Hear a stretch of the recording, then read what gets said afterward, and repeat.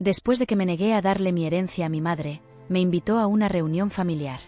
Cuando llegué, soy Sara, tengo 28 años, y el mes pasado mi abuelo me dejó toda su fortuna de más de $3 millones. El día después del funeral, mi madre Linda exigió que le transfiriera todo. Cuando me negué, se desató el infierno. Esta mañana, recibí un mensaje sobre una reunión familiar urgente. Al entrar a la casa de mi infancia, me quedé helada. Mi madre, mis hermanos, padrastro y 2 hombres en trajes caros me miraban fijamente. Sara, dijo mi madre con una sonrisa fría, conoce a nuestros consultores. No estaba preparada para lo que pasó después. Mi abuelo Robert no era solo familia, era mi héroe. Mientras la mayoría de los niños tenían pósters de estrellas pop en sus paredes, yo tenía una foto enmarcada de mi abuelo, parado orgullosamente frente a su primera ferretería. Construyó su negocio de la nada, comenzando con un pequeño préstamo y transformándolo en una red de 15 tiendas en todo el estado de Texas. Nada que valga la pena tener es fácil, Sara, me decía, su voz siempre llevando esa mezcla perfecta de ternura y sabiduría. Mi madre Linda, por otro lado, nunca entendió el valor del trabajo duro. Como la única hija del abuelo, creció esperando que todo se le diera en bandeja de plata. Incluso de niña notaba cómo ponía los ojos en blanco cada vez que él hablaba sobre construir carácter a través de la adversidad. Mis primeros recuerdos incluyen sucesiones explosivas de compras, la sala desbordando con bolsas con logos de diseñador, seguidas por discusiones susurradas entre ella y mi abuelo sobre dinero. Cuando tenía 12 años, nuestras finanzas familiares eran un desastre. Mamá cambiaba de tarjetas de crédito como quien se cambia de ropa, agotando una antes de pasar a la siguiente. Mi padrastro Kevin se lo permitía, en parte porque se beneficiaba de sus gastos y en parte porque enfrentarla llevaba a peleas explosivas. Refinanciaron nuestra casa 2 veces antes de que yo terminara la preparatoria. Mientras tanto, el abuelo me prestaba atención especial. Notó cómo me quedaba en su oficina durante las reuniones familiares, fascinada por los libros de contabilidad y reportes comerciales esparcidos por la mesa. Cuando tenía 13 años, comenzó a llevarme a su tienda principal los sábados. «Tienes una buena cabeza para los negocios, niña», me dijo una tarde mientras lo ayudaba a revisar reportes de inventario. «Notas cosas que otros no ven». Esos sábados se volvieron sagrados. Me enseñó cómo analizar márgenes de ganancia, negociar con proveedores y, más importante, cómo tratar a los empleados con respeto. «Tu negocio es tan bueno como las personas que lo manejan cuando tú no estás», solía decir. Cuando llegó el momento de la universidad, el abuelo ofreció pagar mi colegiatura completa, pero mi madre interceptó. De repente, le estaba llamando diariamente, quejándose sobre las facturas médicas de mi hermana, Emma, y las necesidades de mi hermano, Tyler. El dinero para mi educación misteriosamente se convirtió en fondos familiares. En su lugar, saqué préstamos estudiantiles y trabajé medio tiempo en una librería local. El abuelo me visitaba ahí, fingiendo ojear la sección de negocios mientras me deslizaba sobres de dinero. «No le digas a tu madre», susurraba. «Esto es entre nosotros». Cuando su salud comenzó a declinar, nuestras conversaciones se volvieron más serias. Tenía 26 años cuando fue diagnosticado con insuficiencia cardíaca congestiva. Durante una visita al hospital, apretó mi mano con fuerza sorprendente. «He observado cómo manejas el dinero, Sara», me dijo. «Eres la única en esta familia que entiende su valor». «Linda», suspiró pesadamente. «Tu madre nunca entendió que el dinero no es solo para gastar. Es responsabilidad. Es seguridad. Es oportunidad». Me miró con claridad intensa. «He hecho arreglos. Serás cuidada. Cuando llegue el momento, habrá presión. Mantener tu posición no será fácil». En sus últimos meses, compartió historias sobre los años adolescentes de mi madre, cómo robaba de su cartera, falsificaba su firma en cheques y una vez vació una cuenta de ahorros que había creado para ella. «Le fallé de alguna manera», confesó durante nuestra última conversación real. «Di demasiado, tal vez, o muy poco de lo que realmente importaba». Apretó mi mano. «Pero tú, Sara, te volviste perfecta».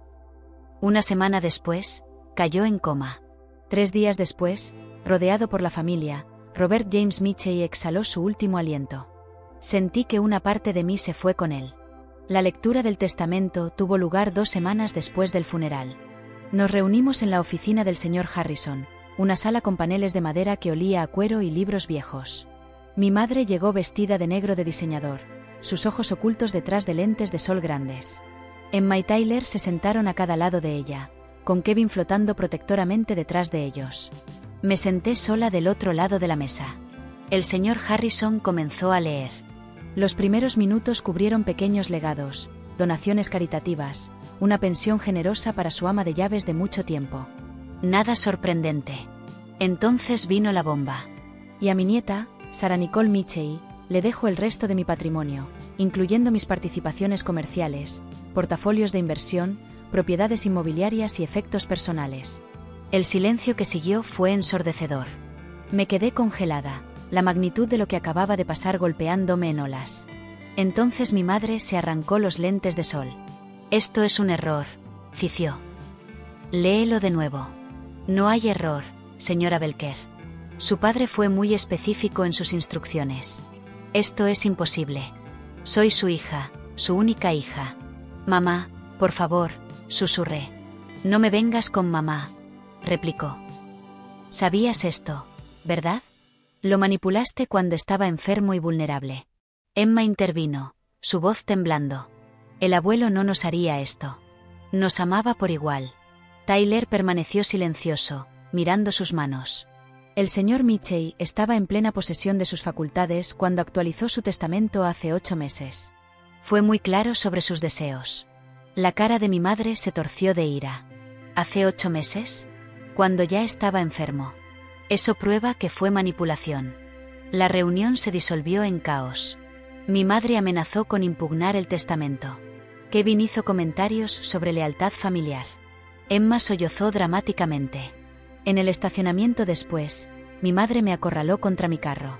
«Esta es una solución simple, Sarah», dijo, su voz súbitamente calmada. «Solo transfiere todo para mí y me aseguraré de que todos reciban su parte justa.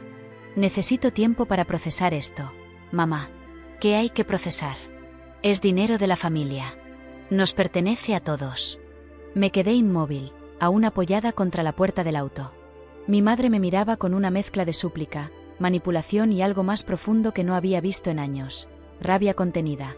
Su tono había sido suave, casi amoroso, pero sus ojos eran los de una persona que no estaba pidiendo, estaba exigiendo.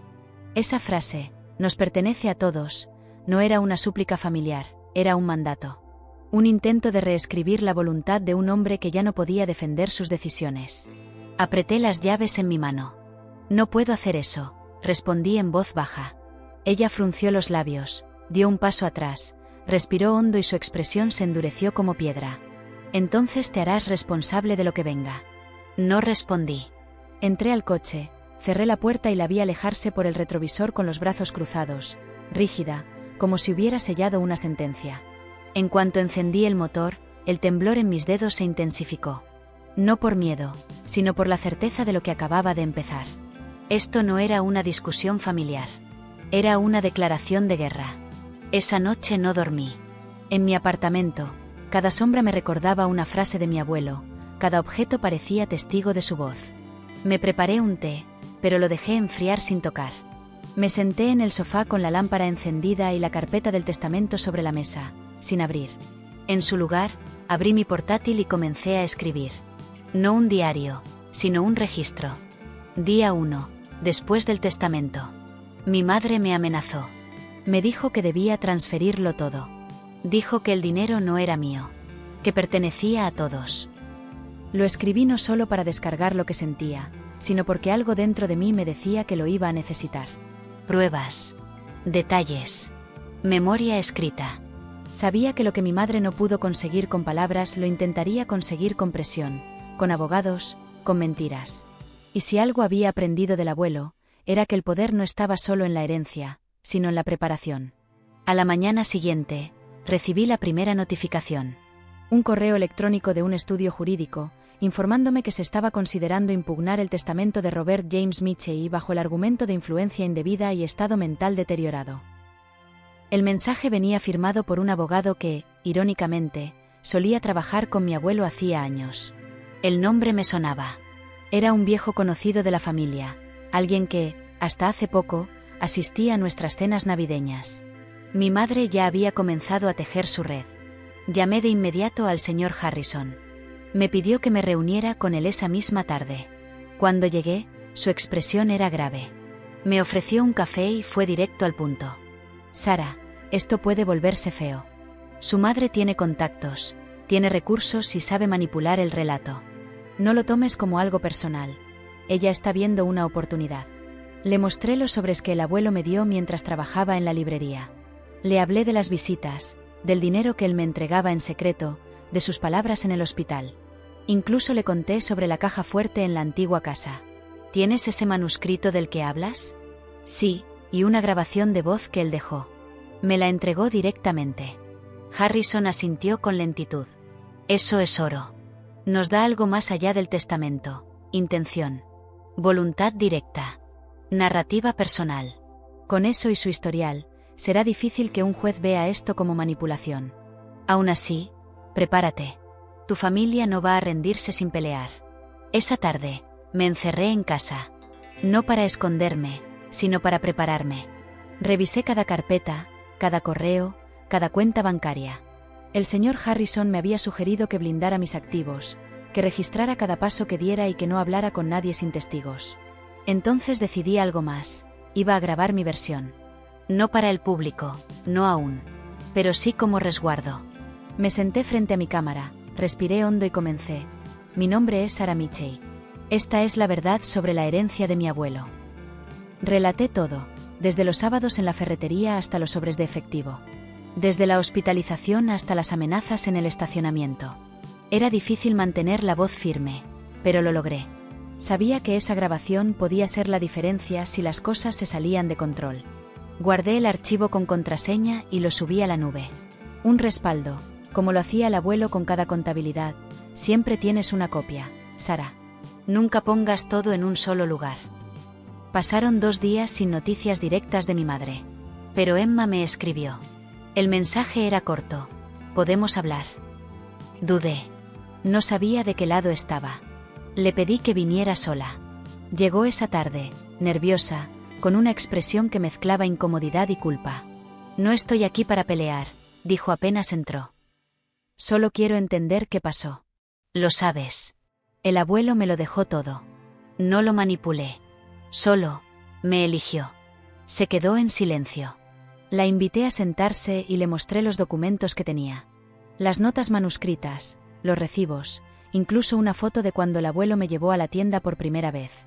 Emma los miró en silencio largo rato. Siempre pensé que yo era su favorita, murmuró. Pero nunca me enseñó nada. Solo me daba lo que pedía. A ti, te formaba. Tal vez por eso decidió que debía ser yo. No para castigar, sino para proteger lo que construyó. Emma asintió, aún cabizbaja. Mamá me dijo que vas a repartirlos si colaboramos. ¿Eso te dijo? No es cierto. No prometí eso. Pero si tú y Tyler están dispuestos a escucharme, quiero que comprendan lo que de verdad significa esta herencia. Emma se quedó callada un rato, luego se levantó. No puedo traicionar a mamá. Pero tampoco puedo seguir pensando que esto fue injusto. Me iré. Solo quería escucharte. Se fue sin abrazos ni acusaciones. Solo con el peso de una verdad que empezaba a quebrar su lealtad ciega. Esa noche, mientras apagaba las luces, supe que mi madre no estaba ganando, pero tampoco había perdido. Y yo estaba justo en el centro de una tormenta que recién comenzaba. Al día siguiente, Tyler me llamó. Su voz era apagada, como si no supiera muy bien por qué estaba marcando. Emma me dijo que hablaste con ella, murmuró. ¿Qué estás planeando, Sara? Lo pensé un momento. No quería sonar como una estratega, pero tampoco podía permitirme seguir siendo pasiva. No estoy planeando nada contra ustedes, dije. Solo estoy protegiendo lo que el abuelo decidió dejarme. Lo que él construyó durante toda su vida. Tyler guardó silencio unos segundos, luego suspiró. Mamá está descontrolada. Está convencida de que puede ser manipulada o presionada. Cree que, si aprieta lo suficiente, cederás. ¿Y tú? ¿Qué crees? Creo que estás haciendo lo correcto. Pero también creo que estás sola en esto. Me dolió escucharlo, pero era cierto. No tienes que tomar partido, Tyler, le dije con sinceridad. Solo no dejes que ella te utilice. No colgó de inmediato. Se quedó en la línea como si estuviera decidiendo algo. La semana pasada me pidió que te espiara, soltó al fin. Me dijo que viniera a verte, que me ganara tu confianza, y que luego le informara todo. Mi pecho se apretó. ¿Lo hiciste? No. Pero me costó decirle que no. Me gritó, me acusó de traidor. No quería llamarte. Pero tenía que ser honesto. Gracias por decirme, respondí. Sé que no es fácil estar en medio. No, no lo es. Colgué y me quedé mirando el techo, sentada en el suelo de mi sala, con los documentos esparcidos a mi alrededor como piezas de un rompecabezas que apenas estaba comenzando a armar. El ataque no iba a venir solo por el lado legal. Mi madre jugaba un juego emocional. Uno donde cada palabra suya era un hilo más enredado en la lealtad de mis hermanos. Y lo peor era que conocía mis puntos débiles. Sabía cómo tocar los botones que más dolían, el deseo de pertenecer, el miedo al rechazo, la necesidad de ser aceptada. Había aprendido a usar todo eso como arma. Esa noche, al revisar mis redes sociales, vi algo que me heló la sangre. En un grupo cerrado de la comunidad donde crecimos, alguien había publicado una reflexión sobre cómo los jóvenes ambiciosos se aprovechan de los ancianos vulnerables para obtener dinero. No mencionaba mi nombre, pero los detalles eran obvios. El texto describía a una nieta egoísta que se quedó con todo el patrimonio de un hombre anciano, convenciéndolo de que su propia hija no lo merecía. Los comentarios eran un desfile de insultos disfrazados de moralidad. ¡Qué vergüenza! Los valores se han perdido. Pobre señora, qué dolor debe sentir. No sabía cuántas personas lo habían leído, pero entre los nombres que comentaban reconocí varios rostros conocidos del barrio. Algunos incluso de mi infancia. La publicación llevaba el nombre de una cuenta nueva, sin foto. Anónima. Pero el estilo, las palabras, el tono, todo gritaba que era mi madre. Ella no solo quería impugnar el testamento. Quería destruir mi reputación. Hacerme parecer una ladrona, una traidora. Quería aislarme socialmente, hacer que incluso mis amigos me dieran la espalda. Me temblaban las manos de rabia. Cerré la laptop de golpe. Esto ya no era un conflicto familiar. Era una campaña. Una operación para desestabilizarme emocionalmente, para que yo misma, agotada y presionada, renunciara a todo. Pero no lo iba a hacer. No después de todo lo que el abuelo había construido. No después de todo lo que me había enseñado. Abrí mi cuaderno negro y escribí una nueva entrada. Día 4. La guerra ya no es silenciosa. Decidí responder, pero no públicamente. Aún no. Empecé a escribir un documento en el que relataba, con pruebas, la relación que tuve con mi abuelo desde niña. Fotos, mensajes, extractos de correos, notas de voz, documentos firmados. Todo acompañado por fechas, contextos y detalles que mostraban que lo nuestro no fue una manipulación. Fue una elección basada en años de trabajo, confianza y preparación. No lo iba a publicar aún, pero lo tendría listo. Al día siguiente fui a la antigua oficina del abuelo. Una de las sucursales aún tenía su retrato en la pared y el gerente, un hombre mayor llamado don Ernesto, me recibió con una mezcla de respeto y nostalgia. Su abuelo hablaba mucho de usted, señorita, dijo mientras me servía un café. Decía que usted tenía el espíritu de los Michei. Él me enseñó todo lo que sé, respondí con sinceridad. Le pregunté si recordaba algún documento, grabación o registro en el que el abuelo hubiera expresado su intención de dejarme todo. Asintió de inmediato. En su última visita, trajo una carta. Me pidió que la guardara en la caja fuerte del despacho. Me dijo, si mi nieta viene a buscar respuestas, entrégale esto. Mi corazón dio un vuelco. Ernesto se levantó con lentitud, abrió la puerta de su despacho y, al cabo de unos minutos, regresó con un sobresellado.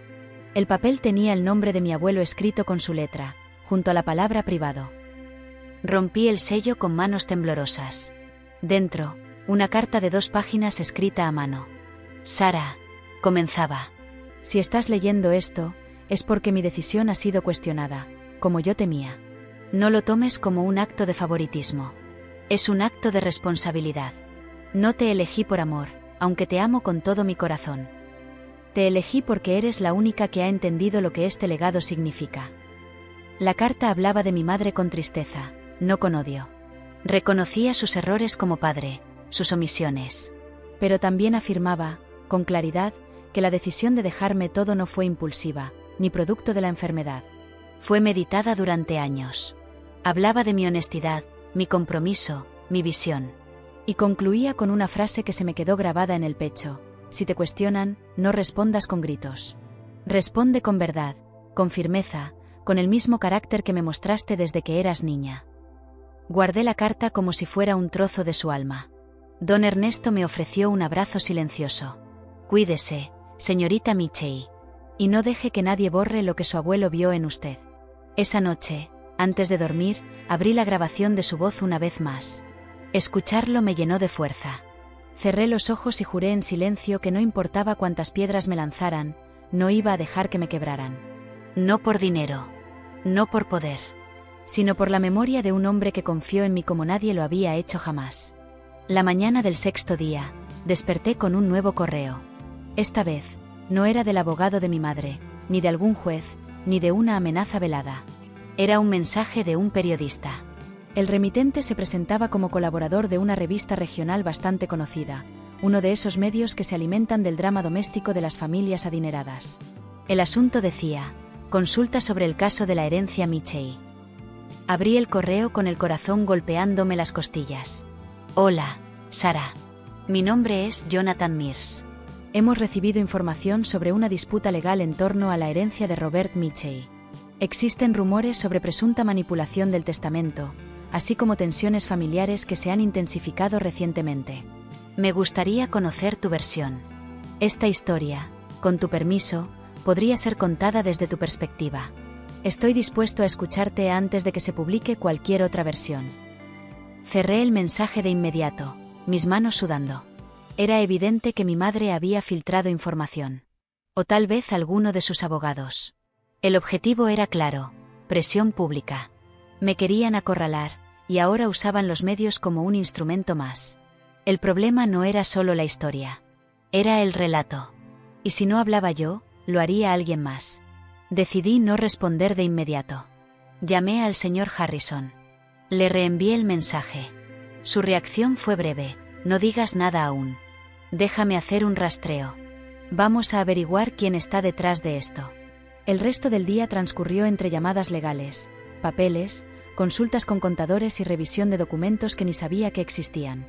El patrimonio del abuelo era más complejo de lo que imaginé: acciones en empresas que aún operaban bajo su nombre, bienes alquilados, propiedades en mantenimiento y un pequeño fondo de inversión compartido con un socio que jamás había escuchado mencionar. Me sentía como una estudiante en medio de una tesis interminable. Solo que esta vez, cada número podía convertirse en una bala si no lo manejaba con precisión. Esa tarde, mientras archivaba papeles en cajas organizadas por color y categoría, llegó un mensaje de Emma. 3 palabras. Podemos hablar mañana. Me quedé mirando la pantalla. Sabía que algo había cambiado en ella desde nuestra conversación. No respondí enseguida. En cambio, llamé a Tyler. Contestó al segundo tono. Hola. Emma me escribió. ¿Sabes algo? Sí.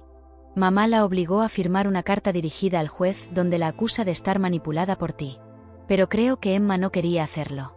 Dijo que tú deberías ver lo que escribió antes de enviarlo. ¿Lo firmó? No lo sé. Creo que sí, pero está arrepentida. Está confundida, Sara. La están presionando mucho. Me recosté en el sillón. Sentía que el suelo bajo mis pies se llenaba de trampas. Cada decisión que tomaba abría nuevas líneas de tensión.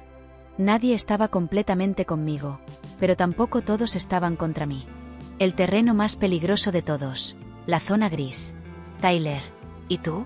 ¿Estás con mamá? Pregunté, sin rodeos. Hubo un silencio incómodo al otro lado de la línea. Estoy contigo. Pero eso no significa que no ame a mamá. No te lo estoy pidiendo, respondí. Solo quiero saber que, si esto se vuelve aún más feo, vas a mantenerte al margen. O al menos no me vas a apuñalar por la espalda. No lo haré, dijo con firmeza. Lo prometo. Al día siguiente, recibí un paquete por mensajería. Era un sobre de Manila sin remitente. Dentro, una copia impresa de la carta que Emma había firmado. No estaba sellada oficialmente, pero sí contenía su firma al final. Me desplomé en la silla al leer las palabras. Yo, Emma Belker, declaro que mi hermana Sara Michei influyó indebidamente en la voluntad de nuestro abuelo Robert, aprovechando su estado de salud para beneficiarse económicamente. No seguí leyendo. Me dolía demasiado. Aun sabiendo que había sido manipulada, que quizás lo había hecho bajo presión, ver su firma ahí, fue como una puñalada lenta. Encima del documento, había una nota escrita a mano: lo siento. No sé qué más hacer. Era su letra. Emma seguía atrapada, intentando estar de todos lados a la vez, y terminando en ninguno. Esa noche, el abogado de mi madre presentó oficialmente la impugnación. Me enteré por una notificación judicial digital. Estaban argumentando que el abuelo había sido manipulado emocionalmente, que sufría un deterioro cognitivo progresivo y que había sido influenciado por una nieta con acceso directo, interesada en el control de sus bienes. La acusación era clara, directa y brutal. Llamé a Harrison de inmediato. Me dijo que esto era solo el inicio del proceso, que ahora vendría la recolección de pruebas, las audiencias, las declaraciones. Me pidió calma, pero en su voz se percibía la tensión. No vamos a dejar que destruyan tu imagen. Pero necesitas ser más fuerte que nunca. ¿Y si todo esto no basta?, pregunté, sintiendo por primera vez una duda verdadera. ¿Y si todo lo que tengo no es suficiente para convencer a un juez? Entonces pelearemos con todo. Tienes la verdad, Sara. Y aunque a veces parezca que eso no importa, en el fondo es lo único que sí. Esa noche, grabé otro vídeo. Esta vez, no como un testimonio frío. Esta vez hablé desde la herida. Conté lo que estaba pasando. El dolor de ver a mi madre convertida en enemiga. La traición de Emma, aunque entendible. El peso de una herencia que no era dinero, sino historia. Valor. Principios. Y una voz me tembló cuando dije: mi abuelo no me dejó millones. Me dejó su nombre. Su legado. Y eso no se puede transferir con una firma. Guardé el vídeo. No lo subí. No todavía. Pero saber que lo había dicho en voz alta, que había dejado constancia, me alivió como pocas cosas lo habían hecho en los últimos días. Luego apagué todas las luces, me senté frente a la ventana, y miré las luces de la ciudad parpadear como si cada una fuera una decisión que aún debía tomar. El teléfono vibró una vez más. Esta vez, era un número desconocido. Respondí sin pensarlo. Al otro lado, una voz de mujer, seca, cortante. Señorita Michei, soy la doctora Evelyn Grene. He sido contactada como perito independiente para evaluar la salud mental de su abuelo durante los últimos meses de vida. Estoy trabajando con el equipo legal de su madre. Me gustaría programar una cita con usted para conversar sobre su relación con él. Y así, supe que lo peor estaba por comenzar. Me quedé en silencio unos segundos antes de responder. La doctora Grene esperaba al otro lado de la línea, con esa voz neutra y distante que usan los profesionales acostumbrados a lidiar con conflicto. ¿Quiere entrevistarme? Sí, solo para recabar contexto sobre la dinámica entre usted y su abuelo, y sobre su estado emocional en los últimos meses. No es un procedimiento obligatorio, pero su colaboración sería bienvenida. Colaboración. La palabra me sonó a trampa. Sabía perfectamente lo que estaban buscando: una contradicción, un error de tono, cualquier vacilación que pudiera ser usada como prueba de manipulación. Agradezco su llamada, doctora, respondí con cuidado, pero no tengo interés en participar de una evaluación solicitada por la parte contraria. Si el juez lo considera necesario, estaré dispuesta a colaborar bajo citación oficial. Ella hizo una breve pausa, como si no estuviera sorprendida. Entiendo. Si cambia de opinión, tiene mi número. Colgó sin más. Me quedé mirando el celular como si fuera un arma. Cada contacto, cada interacción, era una nueva línea de ataque. No estaba en una batalla legal. Estaba en una guerra de desgaste. Esa noche me senté frente al espejo del baño y apenas me reconocí. Tenía los ojos enrojecidos, el rostro tenso, los hombros cargados de una tensión constante. Me lavé la cara con agua fría y respiré hondo.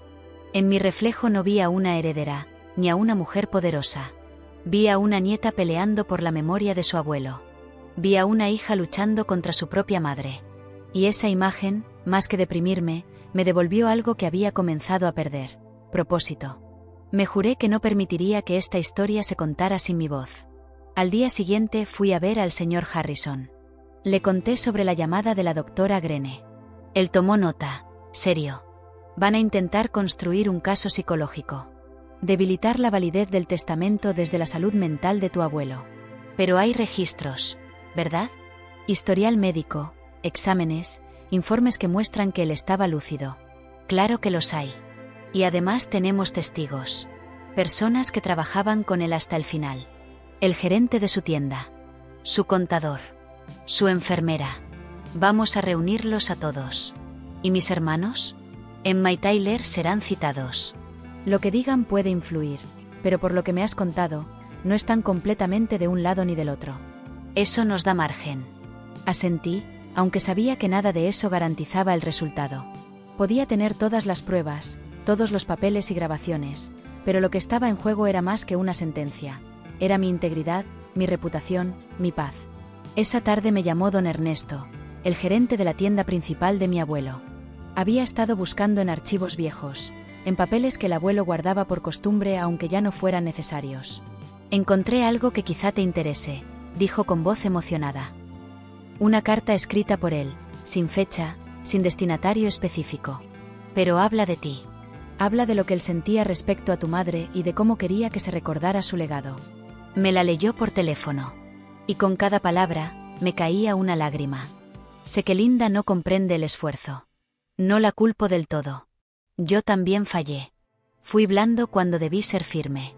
Fui proveedor cuando debí ser padre. Pero Sara es distinta.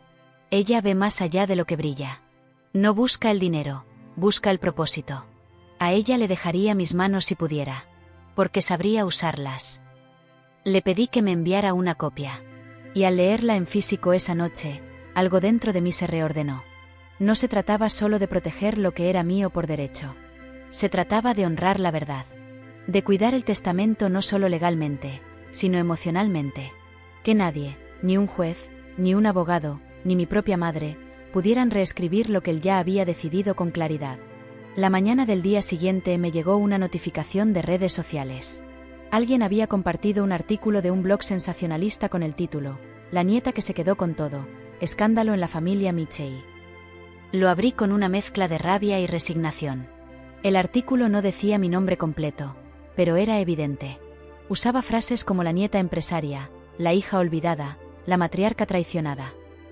Habían usado fotos antiguas de mi abuelo, incluso una mía tomada en una entrega de diplomas. Alguien había filtrado información privada. El texto sugería que el abuelo estaba senil, que yo lo alejé de la familia, que manipulé los negocios desde la sombra para ganarme su confianza. Era una novela retorcida con apariencia de investigación. Lo peor eran los comentarios. Cientos. Personas que no me conocían opinando sobre mí, sobre mi abuelo, sobre nuestra familia. Algunos defendían a la madre marginada. Otros me llamaban ambiciosa, fría, calculadora. Me temblaban las manos. Cerré la computadora. Me puse de pie. Caminé por el departamento como un animal encerrado. Pensé en mi madre. En cómo había tejido todo esto. No le bastaba con la herencia. Quería convertirme en la villana. Y lo peor, era que le estaba funcionando. Esa noche volví a ver el vídeo que había grabado días atrás.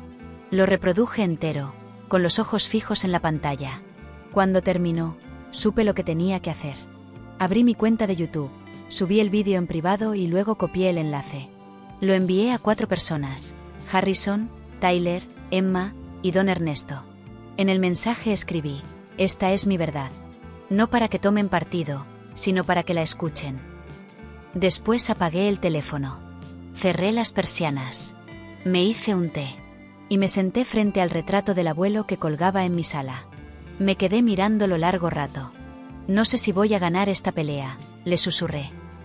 «Pero voy a dar cada paso con el respeto que tú me enseñaste. No por el dinero. Por ti». En la madrugada, desperté sobresaltada por una notificación. Un nuevo mensaje. Era de Emma. Una sola frase: «Vi tu vídeo. Necesitamos hablar». Durante unos segundos, no supe si el mensaje era real o parte de algún sueño perturbador. Encendí la lámpara, abrí el teléfono de nuevo y confirmé que ahí estaba. «Vi tu vídeo. Necesitamos hablar». No incluía reproches. No pedía explicaciones. Solo ese necesitamos que decía más de lo que las palabras podían abarcar. Dudé en responder. Eran las 3:30 de la madrugada. Pero algo me impulsó a escribirle de inmediato. «¿Estás bien?». 3 puntos suspensivos aparecieron y desaparecieron varias veces antes de que llegara su respuesta. «No. Pero quiero estarlo. ¿Podemos vernos mañana? Escribí, sí, a la hora que quieras. Esa noche dormí mal. No por ansiedad, sino por esa mezcla agotadora entre esperanza y temor. Parte de mí quería creer que Emma estaba empezando a abrir los ojos. La otra parte me advertía que podía ser una nueva jugada de mi madre. Me desperté antes del amanecer. Limpié el departamento, preparé café, puse los documentos más delicados en una carpeta, por si acaso. Me vestí sin pensar, con ropa sencilla, como si el exterior no importara. Emma llegó puntual a las 9. Llevaba gafas oscuras, pero no por estilo. Sus ojos estaban hinchados. Lloró. Lo supe sin que dijera una palabra. Entró en silencio. Le ofrecí una taza de café. Aceptó sin hablar. Se sentó al borde del sillón como si no supiera si iba a quedarse o salir corriendo. Lo vi todo, murmuró finalmente. Todo lo que dijiste. Las fotos. Las notas. La grabación de su voz. No sabía que tenías todo eso. Nadie lo sabía. Ni siquiera estaba segura de mostrarlo. Solo, no podía seguir callada mientras mamá me convertía en lo que no soy. Emma asintió. Se quitó las gafas. Tenía la mirada rota. Ella me obligó a firmar esa declaración. Me gritó. Me culpó. Dijo que si no lo hacía, me iba a cortar todo el apoyo. Incluso mencionó a Tyler. Amenazó con dejarlo fuera de su testamento también si no le era leal. Emma, eso es chantaje emocional. Lo sé. Pero soy su hija. Y aún me duele verla sufrir, aunque sea por su propia culpa. Nos quedamos en silencio. Solo el sonido de las cucharitas en las tazas llenaba el aire. Finalmente, Emma se enderezó. ¿Qué vas a hacer? Seguir adelante. Con todo. Si mamá quiere convertir esto en una guerra, entonces que se prepare para enfrentar a una mujer que ya no le tiene miedo. Emma bajó la cabeza. Luego, con un hilo de voz, dijo, quiero ayudarte. Pero no sé cómo. Siento que, si doy un paso en falso, ella va a destruirme. Entonces empieza por decir la verdad. No en un tribunal. No aún. Dímela a mí. ¿Tú crees que manipulé al abuelo? Ella me miró largo rato. Sus ojos se llenaron de lágrimas. No. Y creo que siempre lo supe. Solo que era más fácil creerle a mamá. Más cómodo. Pero tú estuviste ahí cuando él estaba enfermo. Tú lo cuidaste. Tú hablaste con él todos los días. Él confiaba en ti. Yo no tengo nada que reprocharte. Solo, me sentí reemplazada. Como si, al dejarte todo, me estuviera diciendo que no valía. No te reemplazó, Emma. Te protegió. A su modo. Sabía que no podría soportar esta responsabilidad. No por falta de capacidad, sino por la influencia de mamá. Quería romper ese ciclo. Ella asintió. Se secó las lágrimas. Entonces dime qué hago. Y lo haré. Primero, recupera esa declaración firmada. Vamos a dejar constancia de que fue escrita bajo presión. No importa si no es legalmente vinculante, será parte del relato. Luego, si estás lista, da tu versión. Emma se fue 1 hora después. No con una estrategia, sino con una decisión, no seguir mintiendo. Esa tarde, Harrison me llamó. ¿Tienes un minuto? Necesito contarte algo que encontré. Asentí aunque no me viera. Él continuó. Estuve revisando los registros bancarios del señor Mitchell. Descubrí que, durante los últimos años, hizo varias transferencias a una cuenta a nombre de Kevin, tu padrastro. Importes importantes. Casi $200.000. ¿Kevin? ¿Mi abuelo le estaba dando dinero? Sí. Pero no aparecen registrados como préstamos ni como regalos. Son movimientos que él anotó como reembolsos personales. Cuando crucé la información con otros documentos, encontré facturas de remodelaciones en la casa de tu madre, pagadas con ese dinero. ¿Estás diciendo que Kevin usó a mi abuelo como su propio banco personal? Exacto. Y lo peor, descubrimos que hay una cuenta en el extranjero vinculada a esa misma cadena de transferencias. Harrison respiró hondo antes de soltar la bomba. Sara, creo que tu abuelo sospechaba que tu madre y Kevin estaban moviendo su dinero sin autorización. Y por eso actualizó el testamento hace 8 meses. Necesitamos presentar esto. Me senté con los codos sobre las rodillas. El corazón me latía fuerte. Todo tenía más sentido ahora. La desesperación de mamá. Su furia cuando leyó el testamento. No era solo por la herencia. Era porque ya no podía usar al abuelo como respaldo económico. Su fuente de financiamiento se había cerrado. Y yo era ahora la muralla que no podía saltar. ¿Esto puede usarse en el juicio? Sin duda. Y no solo para reforzar la validez del testamento. También como indicio de que las intenciones del señor Michei no solo eran racionales, eran protectoras. Legalmente, esto te fortalece. Esa noche, Emma me envió un audio. Lo escuché sola, a oscuras, en la cocina. Sara, estoy escribiendo mi declaración. Esta vez con mis palabras. No para atacar a mamá, sino para contar la verdad. No te imaginas lo liberador que fue decirlo en voz alta. No sé cómo terminará todo esto. Pero al menos, esta vez, sé de qué lado estoy. Me apoyé contra la pared. Cerré los ojos. Y, por primera vez desde el funeral, me permití llorar sin culpa. No por dolor, sino por algo más inesperado, alivio. Tal vez la justicia no siempre llegaba desde un estrado. A veces comenzaba en la cocina, con una hermana que por fin elegía hablar. 2 días después, Emma me envió su declaración final. La leyó en voz alta frente a Harrison y al asistente legal que ahora también formaba parte de nuestro equipo. Su voz temblaba al principio, pero a medida que avanzaba se fue volviendo más firme, más segura. Mi hermana no manipuló a nadie. Fue mi abuelo quien decidió confiarle su legado porque vio en ella lo que ninguno de nosotros supo reconocer a tiempo: integridad, compromiso y visión. Yo lo sabía. Todos lo sabíamos. Pero callamos, por costumbre, por miedo o por comodidad. Harrison asentía con cada palabra. Cuando terminó, Emma dejó el papel sobre la mesa y se pasó la mano por el rostro, como si acabara de quitarse una máscara que llevaba años usando. Gracias, le dije sin poder evitar que se me quebrara la voz. No por defenderme, sino por liberarte. Ella sonrió con tristeza. Todavía no me siento libre, pero al menos ya no estoy mintiendo. Harrison tomó el documento y lo guardó. Esto va a tener peso. No es solo un testimonio. Es una pieza clave en la narrativa. Y créanme, en los tribunales, la narrativa vale casi tanto como los hechos. Cuando Emma se fue, me dejó un abrazo. Lento. Verdadero. Como si por fin estuviéramos dejando de ser hijas divididas para volver a ser hermanas. Esa misma tarde recibimos la notificación. Se había fijado la fecha de la primera audiencia preliminar. 2 semanas. 14 días para organizar todo, revisar documentos, preparar argumentos y también protegernos. Porque Harrison fue claro: tu madre va a contraatacar. No se va a quedar de brazos cruzados. Y de hecho, no se quedó. Al día siguiente, alguien me envió un enlace por mensaje privado. Era un nuevo vídeo subido a una cuenta anónima. Un montaje malicioso, con música triste de fondo, que mostraba fotos familiares intercaladas con frases fuera de contexto. Ella lo aisló. Nunca visitó a su madre. Lo que importa no es el dinero, es el abandono. La narración era una voz femenina modificada digitalmente, pero reconocí de inmediato la fuente.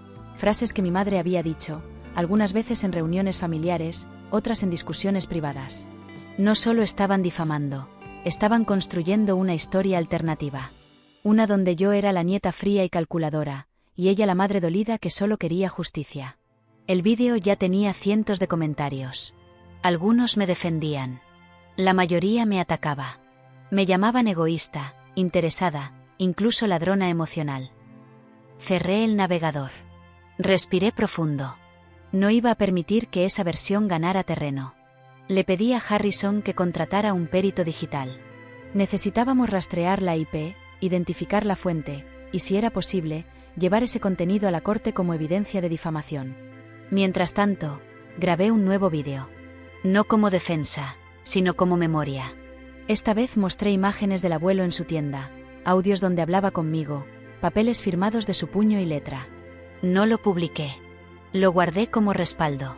Lo compartí solo con las personas clave: Emma, Tyler, don Ernesto y, por supuesto, el equipo legal. No era momento de pelear en redes. Era momento de construir un caso imbatible. Una tarde, mientras revisaba documentos en la oficina de Harrison, él me miró desde el otro lado del escritorio y dijo: ¿Estás preparada para el juicio, Sara? No solo para declarar. Para escuchar mentiras. Para ver cómo retuercen la historia. Para que tu madre, frente a un juez, diga que fuiste tú la que la manipuló. Lo pensé un momento. No podía negar que me dolía imaginarla en ese papel. Ver a la mujer que me dio la vida convertida en mi oponente legal, mintiendo para destruirme. Pero no vacilé. Estoy lista. No porque me guste la pelea, sino porque me niego a quedarme callada mientras manchan lo único que tengo de él, su confianza. El día siguiente fue inesperadamente duro. Tyler me llamó con voz tensa. Sara, mamá me dio un ultimátum. Me pidió que testifique a su favor. Que diga que tú no permitías visitas al abuelo. Que lo alejaste de nosotros. ¿Qué le dijiste? Le dije que no iba a mentir. Me gritó. Me colgó. Pero creo que esta vez fue la última vez que me gritó. Porque también le dije que no quería seguir viéndola si eso significaba traicionarte. Me quedé en silencio. Me costaba creer lo que oía. Tyler siempre había sido el más callado, el que evitaba conflictos. ¿Lo dijiste en serio? Sí. Estoy cansado de fingir que todo está bien mientras ella destruye todo lo que toca. No quiero ser parte de eso. No más. Colgué con un nudo en la garganta. En una semana, había recuperado a mis 2 hermanos. No como aliados estratégicos, sino como familia. El verdadero tipo de herencia que el dinero no puede comprar. Esa noche, mientras cenábamos juntos por primera vez en años, Emma, Tyler y yo, hablamos del abuelo. De sus bromas, de sus frases extrañas, de su manera de fruncir el ceño cuando algo no le gustaba. Tyler contó que el abuelo una vez le prestó dinero para comprar una guitarra y que jamás se lo pidió de vuelta. Emma recordó cuando la llevó al hospital después de una caída en bicicleta, sin decirle nada a mamá para que no la regañara. Yo les conté cómo me enseñó a leer reportes de inventario cuando tenía 13 años. Reímos. Lloramos. Brindamos con agua, como él hacía cuando no había vino. Y al final, Emma lo dijo con voz suave: esta mesa, esta sí es una herencia. Esa noche me acosté temprano, con una calma extraña en el pecho. No era tranquilidad, pero sí algo parecido. Sabía que la tormenta no había pasado, que los días que venían serían los más intensos. Pero por primera vez desde que todo comenzó, sentí que estaba rodeada. Que no estaba sola. Que, tal vez, no necesitaba pelear con toda la familia. Solo defender lo que el abuelo me enseñó, que el carácter no se construye cuando uno gana, sino cuando uno resiste sin traicionarse. El teléfono vibró una vez más. Era un mensaje de un número desconocido. Solo una línea. Nos vemos en la audiencia. Y te aseguro que esta vez, vas a perder. No tenía firma, pero no la necesitaba. Sabía que era mi madre. La amenaza llegó en la oscuridad. Ese mensaje corto, sin nombre, sin tono aparente, caló más hondo que todos los gritos de mi madre durante nuestra vida juntas. Vas a perder. Cerré el teléfono sin responder. No iba a darle el gusto de mostrar miedo. Pero lo sentía. No por mí, sino por todo lo que venía arrastrando. Por la verdad que ya no era solo mía, sino de mi abuelo, de mis hermanos, de todos los que habíamos vivido bajo su sombra de justicia y trabajo. Sabía que en unos días nos sentaríamos en una sala llena de gente, luces blancas, mesas largas y palabras cuidadosamente medidas. Y que frente a un juez, el amor, el dolor, el resentimiento y la historia de toda una familia se iba a transformar en argumentos. Esa noche dormí poco. Soñé con mi abuelo. Lo vi en su ferretería, limpiando el mostrador con un trapo. Me miró, sonrió con esa mezcla suya de ternura y severidad, y dijo: mantente firme, Sara. Que los números no mienten, pero la gente sí. La mañana del juicio preliminar llegó con un cielo gris. Emma me recogió en su coche. Tyler nos esperaba ya en la puerta del juzgado. Nadie hablaba. Caminamos como soldados a una batalla que no elegimos, pero a la que ya no podíamos renunciar. Al entrar, vimos a mi madre. Vestida con un traje negro impecable, su maquillaje sin una falla, su cabello recogido con precisión quirúrgica. A su lado, Kevin y 2 abogados. Uno de ellos era el que solía asistir a las cenas navideñas. Al vernos, ella esbozó una sonrisa, pero no era de cortesía. Era una provocación. Nos sentamos en la parte correspondiente al demandado. Harrison llegó minutos después, con su maletín lleno de carpetas etiquetadas y su rostro de piedra. Recuerden, nos dijo, esta no es la audiencia final. Solo es una presentación de posturas. Pero la forma en que se digan las cosas hoy puede inclinar el tablero. Me quedé mirando el asiento vacío que ocupaba el juez. Pensé en todo lo que había hecho hasta ahora: las grabaciones, las pruebas, las cartas, las lágrimas, los insultos, el silencio, los abrazos recuperados. Y aunque la ansiedad me apretaba el estómago, una certeza me sostenía por dentro: no tenía nada que esconder. El juez entró, serio, con paso lento pero firme. Se sentó, revisó unos documentos y entonces pidió que comenzara la parte demandante. La abogada de mi madre se levantó. Tenía una voz suave, envolvente, pero sus palabras eran cuchillas. Habló de un abuelo debilitado, emocionalmente dependiente. De una nieta ambiciosa que lo había aislado, que lo había convertido en una propiedad emocional. Usó términos como coerción afectiva, vulnerabilidad médica, reconfiguración del afecto. Era como ver mi vida convertida en una teoría de manipulación. En un momento, mi madre pidió permiso para hablar. El juez lo concedió. Se levantó con una teatralidad que habría envidiado cualquier actriz. Su señoría, lo único que pido es justicia. No por mí, sino por la memoria de mi padre. No puede ser que, después de todo lo que construyó, haya sido manipulado para dejarlo todo a una sola persona. Una muchacha que, durante años, nos mantuvo alejados, que nunca compartió con nosotros, que se adueñó no solo de su dinero, sino de su tiempo y su amor. No quiero el dinero. Quiero que se repare el daño. Me miró directo a los ojos cuando dijo eso. No quiero el dinero. Y en ese instante comprendí que todo, absolutamente todo, era una mentira más grande que la sala donde estábamos sentados. Porque sí lo quería. Lo quería tanto que estaba dispuesta a destruirme por conseguirlo. Cuando fue nuestro turno, Harrison se levantó con tranquilidad. Abrió una carpeta, sacó una foto de mi abuelo y dijo: este hombre, Robert James Mitchell, no fue manipulado. Fue un empresario lúcido hasta el último día. Un hombre meticuloso, cuidadoso, prudente. Cada decisión que tomó está respaldada por documentos, declaraciones, registros médicos y testimonios. Y entre todo eso, su decisión de dejar el patrimonio a su nieta no fue un acto impulsivo. Fue una medida consciente para proteger su legado de personas que, durante años, abusaron de su confianza y de su patrimonio. Entonces me pidió que me pusiera de pie. El juez asintió. Caminé hasta el estrado con las piernas firmes, aunque por dentro temblaba. Tomé asiento. El juez me preguntó si deseaba declarar por voluntad propia. Respondí que sí. Y comencé a hablar. No con discursos, sino con hechos. Con recuerdos. Con números. Con nombres. Con fechas. Conté cómo el abuelo me llevó por primera vez a la tienda. Cómo me enseñó a leer balances. Cómo me dejaba sobres en la librería. Cómo me dijo, antes de morir, que mantuviera mi posición porque sería difícil. El juez me observaba con atención. No asintió. No frunció el ceño. Solo escuchó. Pero eso bastaba. Cuando terminé, Harrison presentó la carta manuscrita, la grabación, los movimientos bancarios de Kevin, las declaraciones de don Ernesto, el testimonio de Emma. Todo se puso sobre la mesa.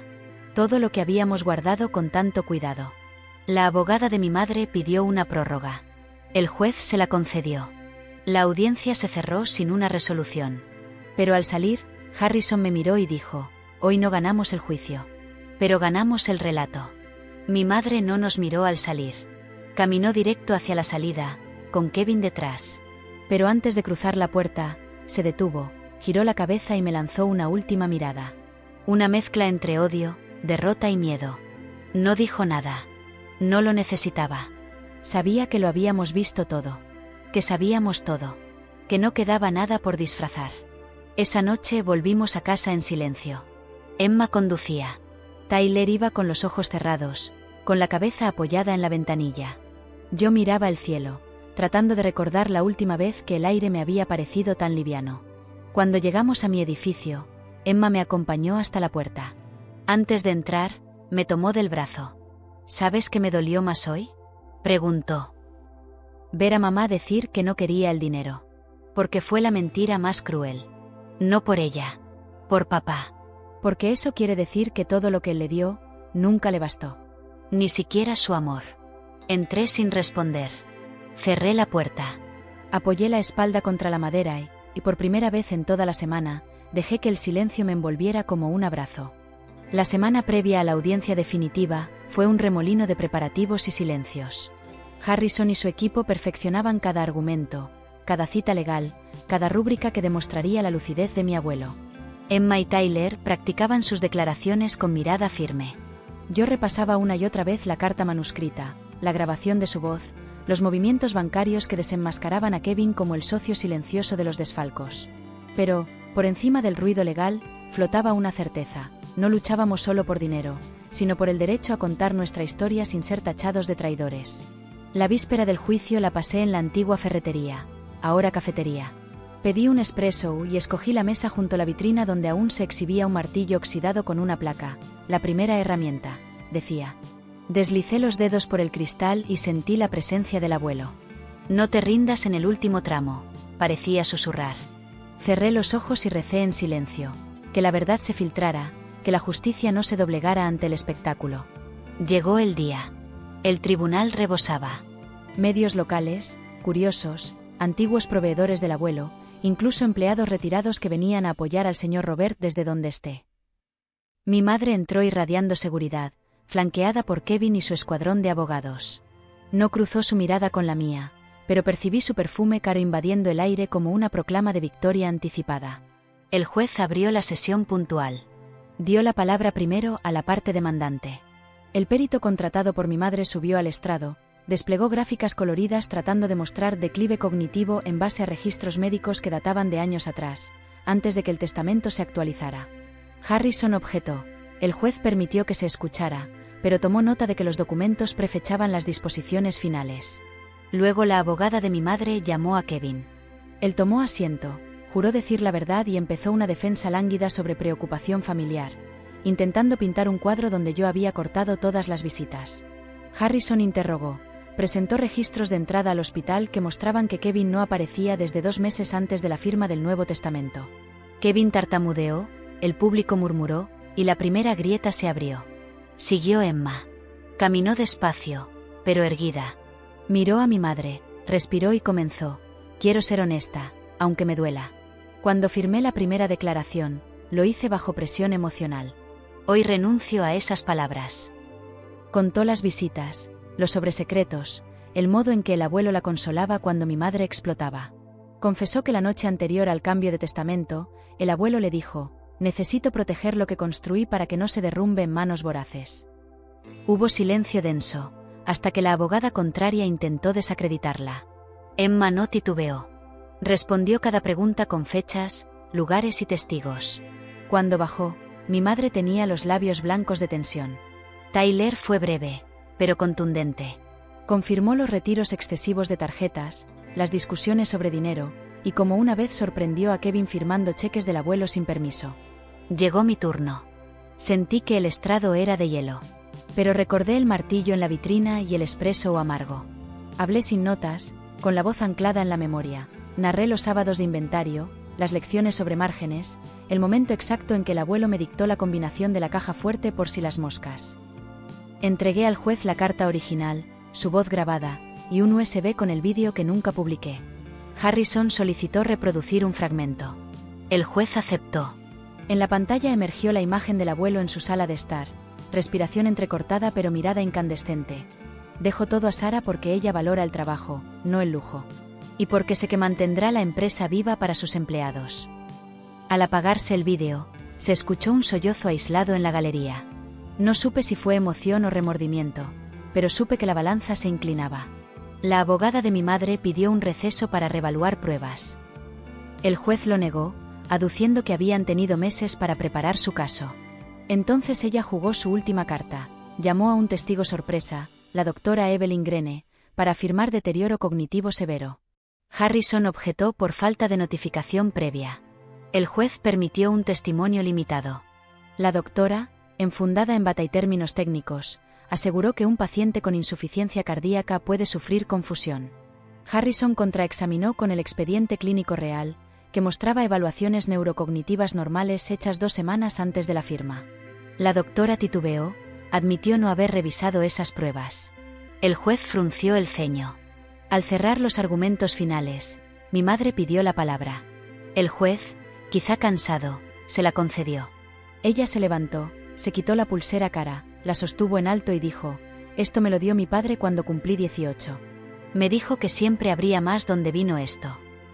Alzó la mirada al juez, luego a mí, pero después me lo quitó, se lo dio todo a ella. «Yo solo quiero lo que es mío». Su voz se quebró en la última frase.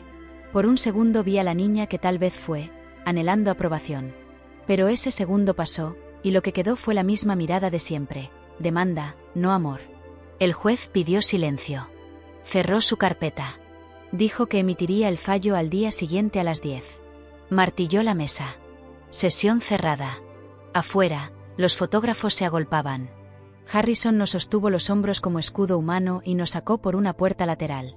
En la calle, el cielo seguía gris, pero una brisa fresca me hizo respirar profundo. Emma tomó mi mano. Tyler puso la suya encima. Sentí, por primera vez, un nosotros invencible. Aquella noche no dormí.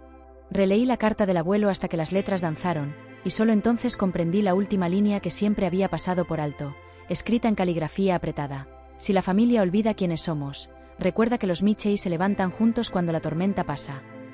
Cerré los ojos, aferrada a esa frase como a un talismán. A las 9:45 de la mañana siguiente, la sala estaba abarrotada. Cuando el juez entró, el murmullo cesó. Leyó el fallo con voz monocorde, pero cada palabra era un pilar. Se confirma la validez plena del testamento de Robert James Mitchell. No se ha probado influencia indebida ni incapacidad mental. Se desestiman las reclamaciones de la demandante. Se ordena, además, la remisión a Fiscalía de los movimientos financieros presentados como evidencia de posible apropiación indebida. Mi madre jadeó.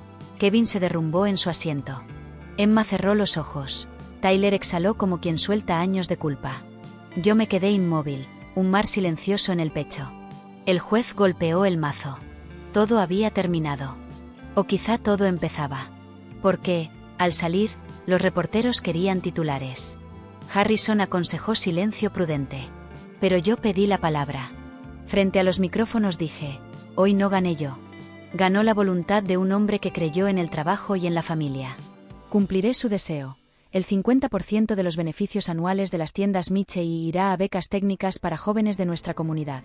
Porque eso haría sonreír a mi abuelo. Hubo flashes, preguntas. No respondí más. Tomé la mano de Emma, llamé a Tyler con la mirada, y juntos nos abrimos paso. Días después, la casa del abuelo se convirtió en sede de una fundación con su nombre. Mi madre desapareció de los titulares, un proceso penal la mantenía ocupada. Kevin aceptó un acuerdo y devolvió parte del dinero. Yo regresé a la cafetería ferretería y, con permiso del nuevo dueño, colgué junto al martillo una placa nueva: legado protegido, 2025. Mientras apretaba los tornillos del marco, sentí un cosquilleo de paz. El ruido de las herramientas, el olor a café y serrín se mezclaron, y por un instante, tuve la impresión de que el abuelo se asomaba tras los estantes, orgulloso. Al salir, el sol reventaba las nubes grises. Respiré hondo, guardé las manos en los bolsillos y me permití sonreír. No había ganado millones, eso era lo de menos. Había ganado algo que ningún juicio podía conceder ni arrebatar: la certeza de que, contra todos los embates, mantuve el timón firme, y de que la frase que cerró aquel primer enfrentamiento sigue siendo verdad, pero ahora con otro matiz: nos pertenece a todos. Sí, pero no por herencia forzada, sino por esfuerzo compartido, por memoria viva y por amor verdadero. El único patrimonio que jamás podrá ser impugnado.